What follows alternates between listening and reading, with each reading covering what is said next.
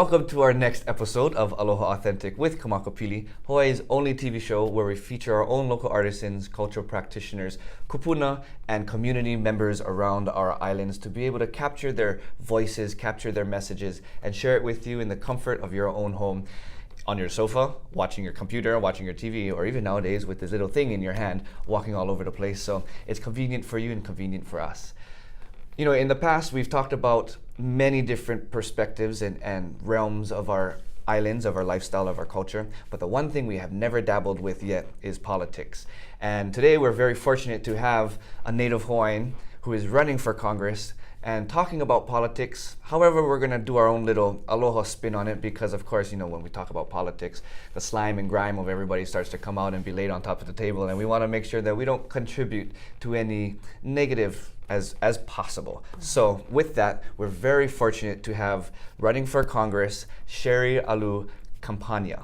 And mahalo nui, Sherry, for participating and being part of Aloha Authentic. I know you're a very busy lady with a very busy schedule, so to make the time is very appreciative. Mahalo. Thank you, mahalo. I'm so glad to be here, and I really appreciate this opportunity to take a break from all the busyness of the campaign trail. Yeah, to sit and just talk story. Oh my goodness, it's a relief.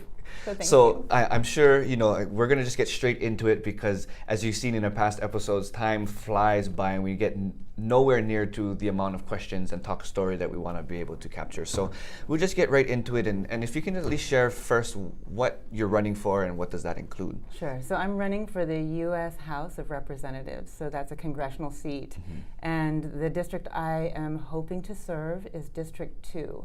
And that includes all of the rural areas of Hawaii, so all of what we call the neighbor islands, and then the countryside of mm-hmm. Oahu. Mm-hmm. Yeah.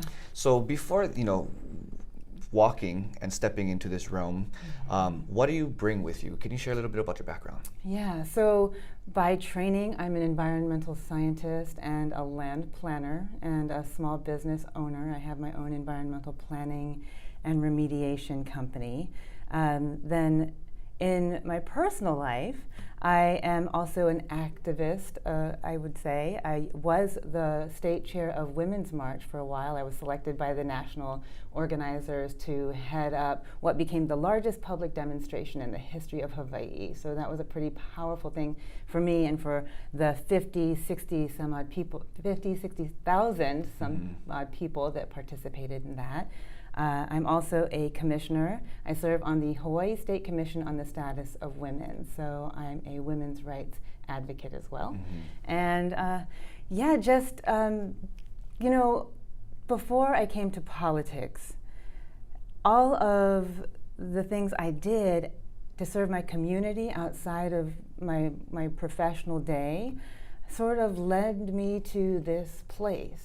Right, so I worked in foster care reform. I worked in areas of school, farm to school reform, prison reform. You know, I'm a foster parent and a mom, and all of these things that I'm involved in because I feel a commitment to my community. I feel a commitment to my family to help improve our outcomes, to help improve our quality of life, and you know, our day-to-day. You know, you see it and I see it, and while we have the most beautiful place on the planet to live, and we enjoy the best, I would say, the best community aloha that I've ever experienced, and I have lived all over the world, right? So as a former military dependent, my dad worked for the Department of Defense my entire life. We traveled Europe, Asia, all around the continental United States, and nothing compares to Hawaii. Mm-hmm. And I came home, started to raise my family, and I see the same things that trouble me in our communities that I'm sure trouble you and your family and your neighbors. And so after marching out as a women's marcher, and getting some really good wins in the foster care reform area, I felt compelled to step up and do this for us. You know, Native Hawaiians, as a nation, as a people, we are very fortunate, you and I, to exist in the world in the way that we do today. It comes on the backs of so much sacrifice, generations of kupuna giving everything to make sure that we have the chance to do this, that you can have a voice to speak to your community, our community, that I could actually have the nerve to run for Congress, as a scientist and a mom. It's just tremendously humbling in 2018 to sit here with someone like you and to hit the campaign trail with so many other people from our community who are ready to take on serious leadership roles and make real change for not just us, but for the entire state, right? What's good for Hawaiians is good for all of the people of Hawaii. Yeah, you speak with so much value and moral through your words. How was your lifestyle? Just to kind of paint a little picture of the structure that you were built in or around. So I have very intelligent, very loving parents. My father is an engineer, and he spent his life working as a civilian for the military, specifically for the Army. When he eventually retired out of that job, he was the highest ranking civilian in the Army in the entire Pacific, and he was the regional director of an organization called IMCOM, the Internal Management Command of the Pacific, which, in a way made him the governor of every military installation in the Pacific. So my entire childhood meant going around the world with my family and living a life that was steeped in the sustainment of the U.S. military. Now, contrast that to my mother's perspective. My mother is a Native Hawaiian studies teacher at Jefferson Elementary School. So she's a kupuna in the kupuna program, and she teaches Hawaiian studies there. She's always been an activist. And my entire life, she raised me to question the merit of the job that my father did.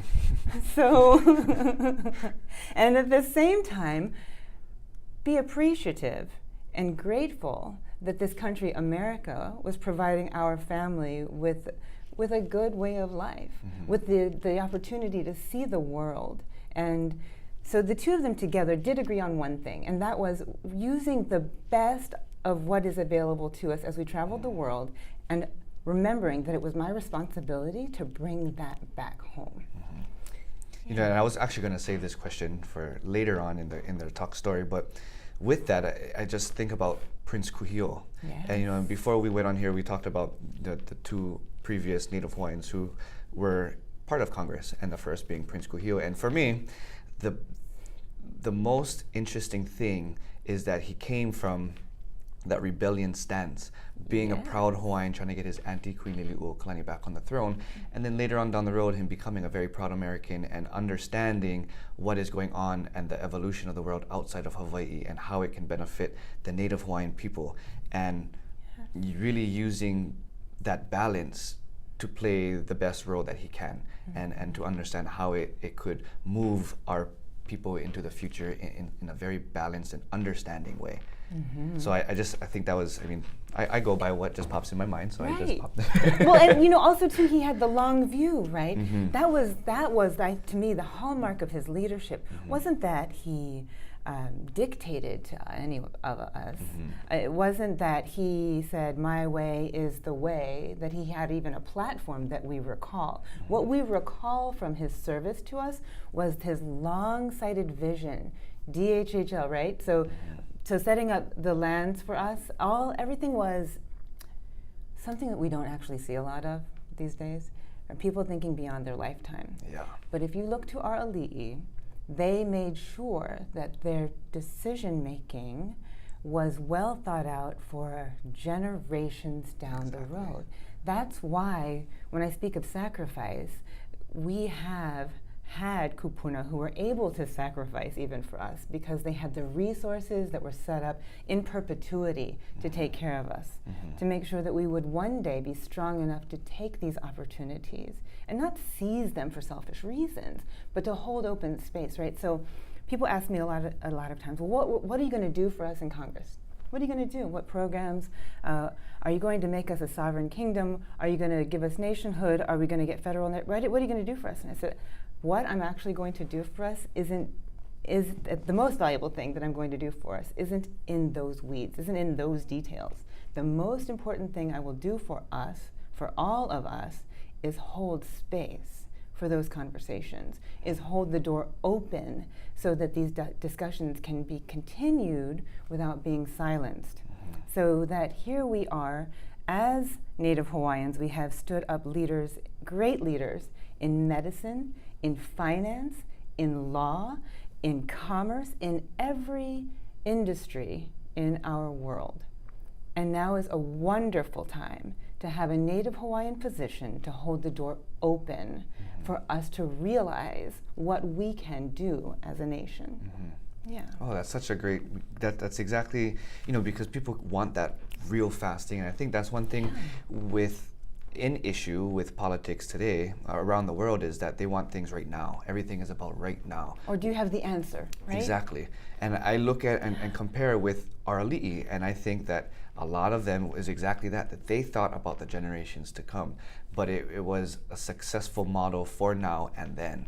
But I think a lot of times to people it's just, what about now? What about now? Right. And I think there's a lot of issues so when it comes to that. So when people come to me and they have that need for immediacy or something very specific, that is one of the ways that I use Aloha. In that moment, what I'm not hearing is an impatient person or a persistent person or an angry person. With Aloha, what I hear is someone who's hurt, who's experienced generational oppression, who is in a place where a quick answer isn't something that they're pursuing because they are enculturated to pursue that. It is because they are up against their last $100. It is because this is the last month they think they can make rent. It is because they've been told, no, you can't. You should just set your sights down lower, again and again and again in a million different ways. So I think, true, there is that. I mean, especially in our children, right? I have 4. So in our children, there is definitely a tendency for them to want something in the immediate or in the now. But a future constituent, when they approach me like that, I know it's because they know they deserve more, and they are suffering the way things are now. So kind of going back to your experiences, and the first thing I heard was environmental scientist. Yeah. Can you share some of your experience in that field? What have you done? Oh my goodness, too many things. Too many things. I can't believe some days the When you things hear I environment, to me, Aloha Aina. That's Aina. the first thing that pops in my mind. So I actually started on this career path because I had this idea that I was going to save the world, hug a dolphin, kiss a whale, free a sea turtle, something like that. I was going to save the planet. And to get kind of nerdy here, I actually focused on endemic species and island biogeography, whatever that means. You lost me at biogeography. Sorry. So I was keeping on with that was my thing, and I wanted to be a conservation scientist, is basically what it came down to. It turns out there's not a lot of money in saving the planet, and at some point I needed to pay the rent.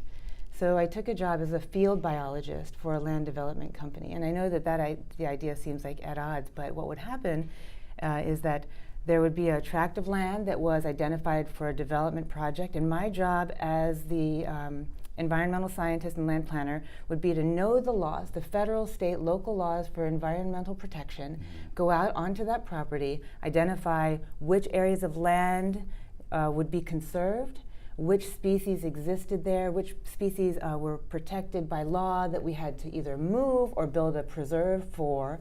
And so that's how I started. And then from there, I moved into other things that are more like civil engineering. So shoreline stabilization projects, landfill capping, Superfund sites, which are federally designated sites that are really, really toxic, like so heavily polluted that we can't do anything with them. Those are called Superfund sites, and the EPA has special requirements for their management and eventual cleanup.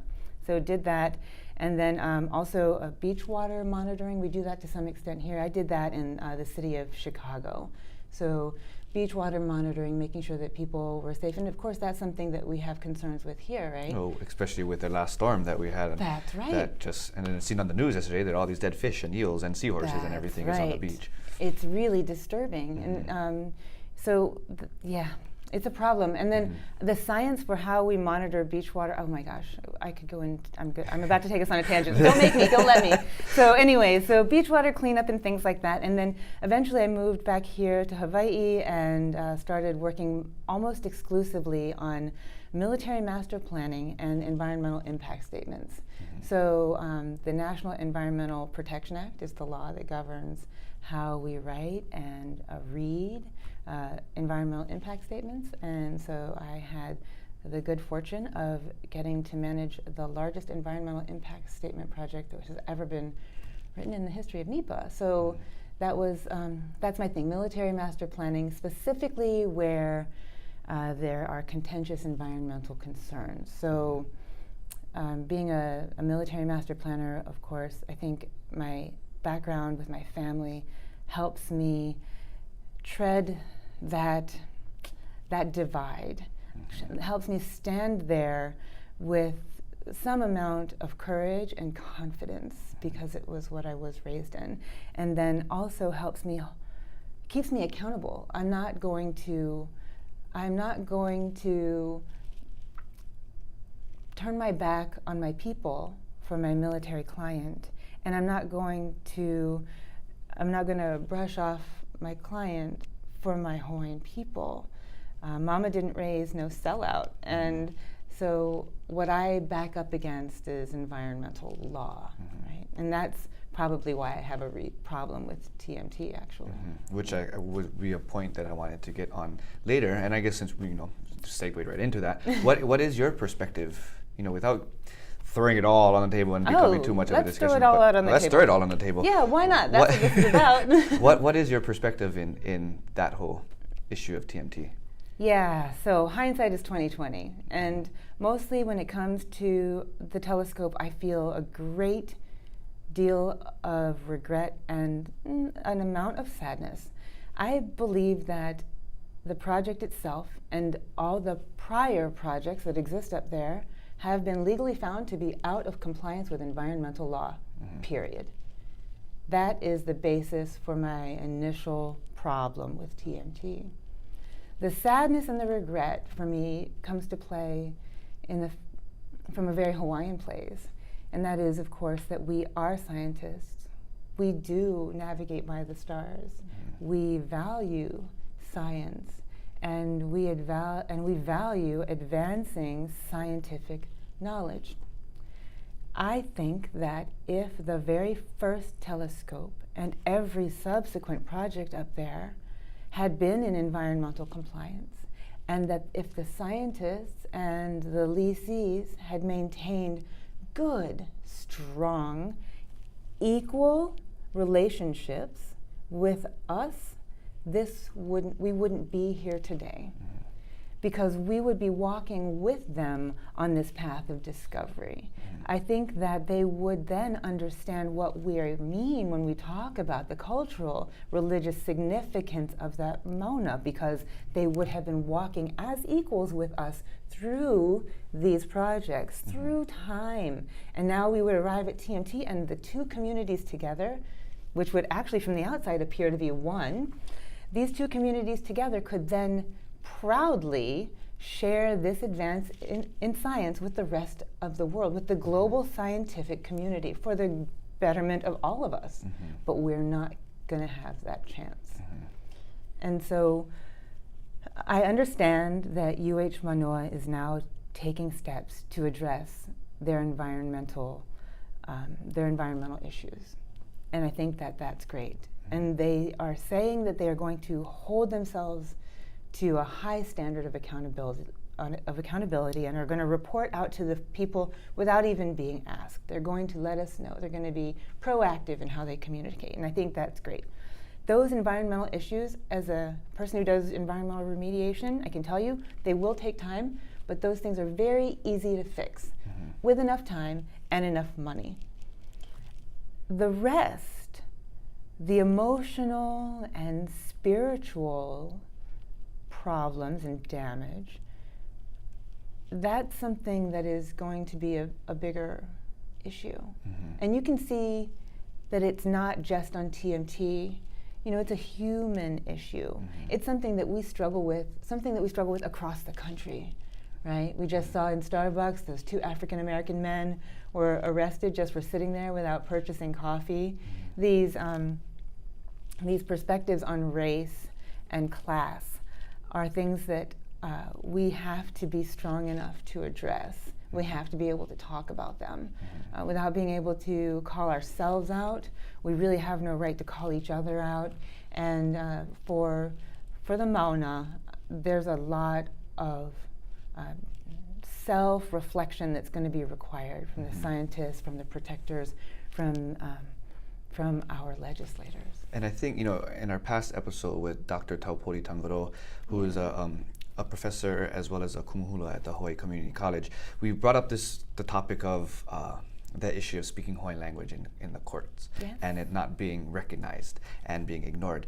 And in a simple way he put it was, a lot of us, and kind of relating to TMT, is we all look at it, a lot of us look at it as a bad thing.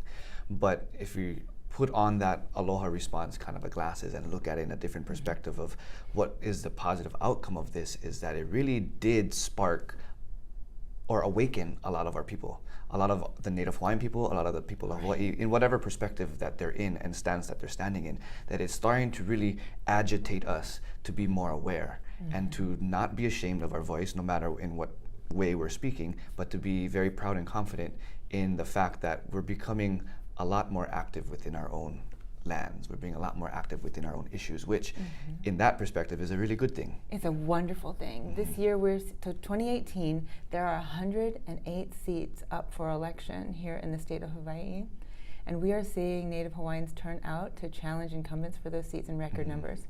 And that's something to be proud of. Yeah. That's truly something to be proud of. I think another thing to call out, as far as the protectors go, is that if you are not Native Hawaiian and you're looking at the video footage and everyone is there on the Mauna and we're singing and there's drums and it is easy, if you're not part of that community, to imagine that everyone in that group on that video is all the same. And what you and I both know is that group is made up of a wonderful mix of people. Yes, there are cultural practitioners, but there are also students, there are attorneys, there are people in finance. I think I saw a couple civil engineers. It's not just a bunch of rabble-rousing protesters. That's what we get called, right? We are at least as diverse as any other rally you have seen, whether it's at Standing Rock, whether it is at the mall in Washington, D.C. We are the same. So kind of moving a little bit onto another background of yours is activists, especially for women's rights. Yeah. And you mentioned the march, the Women's March in Washington. Can you give a little bit more in-depth background of your experience in that realm? The Women's March. So I got lucky to wander into a place called Pantsuit Nation 2 or 3 days after Trump was elected to be our president. And I caught into a thread in which Teresa Cooper Shook, she's from Hanamaui, was talking with a few other women about creating this march. I think it must have been the day after. Anyway, not important. The point is, I got in this wonderful thread and people were saying, and this actually speaks to Aloha, Teresa Cooper Shook never had it in her mind to go up there and rail against Trump in any way. She wanted to approach it from a place of compassionate accountability. She wanted to say, all right, Mr. Trump, you have been a misogynist, a sexist. You've sounded pretty ugly throughout this entire campaign. You've attempted to intimidate and lie about Hillary Clinton and all these things. But and now you've won this seat, so now you're president, and all of those women that you've derided are now your constituents. So compassionate accountability, that version of Aloha. What are you gonna do for us now? Because now you have to listen to our needs. You have to listen to our wants, right? And so this amazing thread was happening. And it wasn't just, insulting him or crying out or grieving. It was, we're going to take a positive step in the right direction. We're going to teach this president how to pay attention to his entire body of constituents. And so I raised my hand and said, I'll do this for Hawaii. I'll bring some of us out there. We got it. I'm sure I can find like a couple dozen people who want to come to DC. And so they said, sure, do it. Why not? You got a background in women's rights. Let's do this. And so I started with a simple Facebook page, just like Teresa did. Started a simple Facebook event page. And I thought a couple dozen people would want to go, and it turned out that thousands did. Wow. And then over 200 actually came. So thousands said they wanted to. In that short amount of time, only 200 something were able to come. This awesome pub called Stanton and Green that's near the mall in Washington, D.C. Heard that this group of Hawaiian people were coming, people from Hawaii were coming to DC, and they felt sorry for us, so they found us online and said, hey, you guys are going to freeze, and you're going to get lost. So would you like to use our pub for your home base? Wow. Right. And so they opened, it's a 2-story pub, and the whole upstairs is open. They opened it up to us. They had the heat on, which was great. They had food out. They gave us mimosas. It was wonderful. And then Senator Brian Schatz came, and Senator Mazie Hirono came, and Colleen Hanabusa actually was sick, so she sent a representative, and they spoke with us. They moved around amongst us. They had great conversations with us, and then they marched out with us to the mall. And then after we got to the mall, though, the few 100,000 people that we thought were going to be there weren't just a few 100,000 people. It was, a couple million people. Wow. And for safety's sake, our electeds had to get out of there. It was very congenial. The atmosphere was celebratory, and it was very empowering, and it was like nothing. I'm getting goosebumps right now just talking about it. It's like nothing I've ever experienced, and probably never going to experience again. And while there were pockets full of people that were there to protest our protest, I guess, or our rally, in general, the feeling was, it was aloha. Yeah. And I think that's a great segue. And with a couple minutes left, and you mentioned it with, talking about with Trump becoming this president and really picking up, the farther and more successful you become, the more kuleana you pick up. Yes. So with that understanding of kuleana and this essence of aloha and everything that you've been experienced in, you've walked through, and this journey that you're walking through now, what would be your answer to what is aloha? For me, aloha is quiet compassion, steady strength and compassion in the face of criticism, in the face of somebody else's pain. A lot of what we see that we perceive as negative behavior, whether it's from a visitor to the islands, whether it's from someone who doesn't have the same political state of mind as us, a lot of that is oftentimes just their pain, or at the very least their ignorance. And rather than reflexively feeling hurt by their words or their actions and pushing them away or running from them or rejecting them or later trying to take them down because they had the nerve to be offensive, for me, aloha is loving them anyway and trying with compassion to find out what the root is that's causing them to have behaved that way toward you. Because at the end, we all know it's not about you personally. It's certainly about the story that they're carrying with them. So that's... Well, mahalo nui. That's such a great, that's one of the coolest thing I love about doing this show is hearing what people have to say to that answer, because everybody shares it differently in their own words from their own experience. So mahalo nui for everybody for tuning in. Mahalo nui, Sherry, for taking the time. Real fast, where can people find out more information about you? Sure. So anytime you want to find me, you can find me at www.sherryforhawaii.com. My platform is there. You can see pictures of my kids, and you can find a way to reach me if you need to. Well, there you go. Check it out. And again, we're here every first Friday. We'll be airing our new episodes on Olelo Channel 53 at 6:30, and it replays itself every Saturday, excluding the 5th Saturday, if there's a 5th Saturday in that month, at 10:30 in the morning on the same channel, Olelo 53. And with that, also remember, every Thursday morning at about 8:40, you can catch us doing our Aloha Authentic segment on KHON2, sharing about our streets and the history of our street names around our islands. So with that being said, mahalo, aloha, and ahui ho.